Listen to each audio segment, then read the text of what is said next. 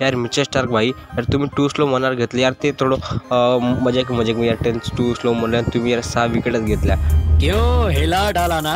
तर India versus Australia border ऑफिसच्या second taste मॅचमध्ये भारताने पहिली फलंदाज घेतली, त्यामध्ये आली फर्स्ट बॉल. तर फर्स्ट बॉल आमना सामना करतो ते बॉलिंगला मिचेल स्टार्क आणि पर्थमध्ये मिचेल स्टार्कला ठोकलं म्हणजे यश जयस्वालनी 2 स्लो असं म्हटलं होतं पर्थ मॅचमध्ये.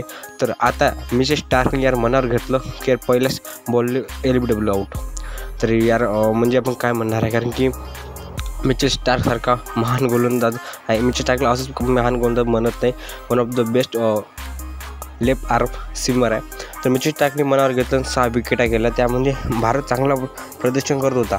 तर पहिल्यामध्ये विकेट गेली यश जयस्वालची आणि त्यानंतर KL राहुल आणि शुभमन गिलने एक पारी चांगली सांभाळली आणि त्यानंतर पण त्यानंतर मिचेल स्टार्कने जे कमबॅक केला आणि त्यासह KL राहुल, शुभमन गिल आणि विराट कोहली यांना पण चालतं गेलं. त्यानंतर मग ऋषभ पंत सगळे ऑस्ट्रेलियन विकेट पाडत गेले आणि भारत 180वर समिटवला. तर यामध्ये ऑस्ट्रेलिया पण चांगली तेजदार गोलंदाजी केली, ज्यामध्ये 180 रन बनवले आणि पर्थ मॅचमध्ये 150 रन बनवले होते. तर फार कंडिशन नव्हती, पण आता जे आले की सेकंड सेशनमध्ये भारताने सिमटलं भारताचं. त्यानंतर थर्ड सेशनमध्ये भारत इथं थोडा बिग सेशनमध्ये कारण की धुऊन जात आहे, कारण यामध्ये फक्त जसप्रीत बुमराहने 1 विकेट घेतली. त्यानंतर कोणता पण गोलंदाज विकेट घेऊ शकला नाही आणि 1 विकेटमध्ये जर भारत इथं संकटात जरी भारताने लवकर विकेट घेतला नाही तर मला असं वाटतं की भारत थोडं प्रेशरमध्ये येईल. आणि ॲडली टेस्ट एक आहे की इथं फास्ट बॉलर खूप चालतात आणि मिचेल स्टार्कनी लाईन ते लेन उपर ठेवली, त्यानं मिचेल स्टार्कने एवढ्या विकेट्या घेतल्या.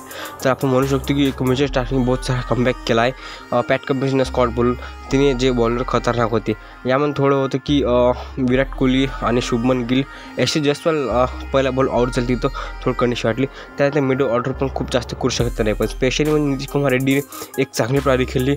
मला जर इम्प्रेसिव्ह झाली पारी असेल इनिंग असेल तर नितीश कुमार रेड्डीची, कारण की पर्थ टेस्ट मॅचमध्ये डेब्यू केला, तिथे पण त्याने 42 रनची एक चांगली इनिंग खेळली. त्यात सेकंड इनिंगमध्ये 39 रनची नॉक आणि आता ॲडली टेस्ट मॅचमध्ये 40+ रनची नॉक.